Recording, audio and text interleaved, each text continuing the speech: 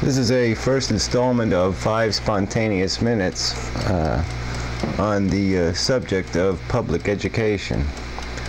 The subject, it's really not about education. It's about, everybody thinks that everybody's well motivated, but, everybody has their own self-interest.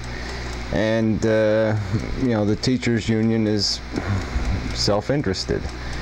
And education isn't being done in an efficient manner. It's being done to maintain jobs. I call them overpaid performance artists, because teachers, instead of recording what they do, instead of making permanent records that could be used over and over and over again, instead of videotaping classrooms and running it on cable television, they're insisting on a system that requires it to be redundantly performed over and over and over. This thing called learning or education or teaching, and it's just totally unnecessary.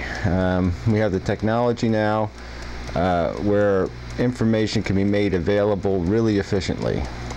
And the only obstacle to learning is your own motivation, your time, how much time you have to invest in it, and that's the equation now. I mean, we could do education at 1/10 of the cost and do it better than we're doing it now, if it weren't for this idea that we have to, retain wooden wheels. It's like almost a square wheel.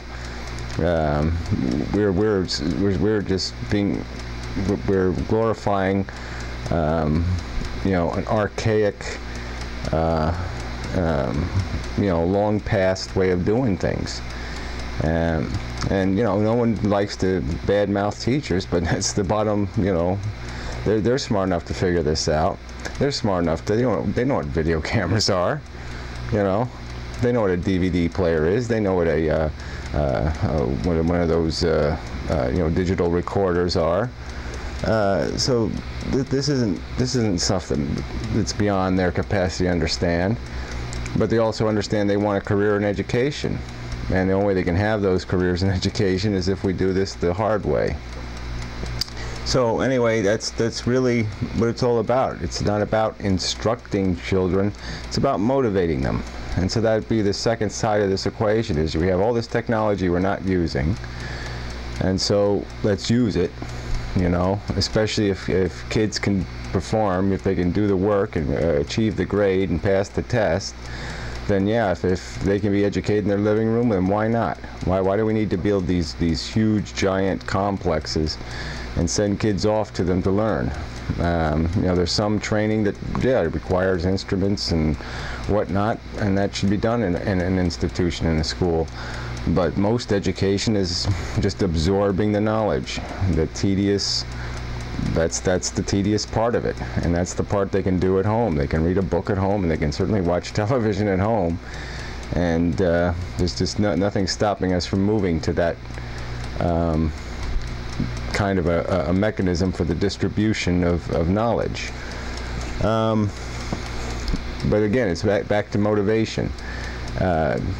You don't need teachers to tell kids how to learn. Once they know how to read and write, they need to be motivated. And so instead of spending this preposterous amount of money on teachers and buildings and hardware and paper and bureaucracy, let's just pay kids to learn. If there was a $150,000 prize, well, that's what the average student probably costs to get through high school. I'm gonna go a little longer. If there was that kind of prize when I was a kid, you bet I would have got a high school education. I probably would have had one when I was 13 or 12 or 11. That's a lot of money. We gave a kid half that much for graduating for high school, for passing an equivalency test. We would have high school graduates, the average age would, what, 12?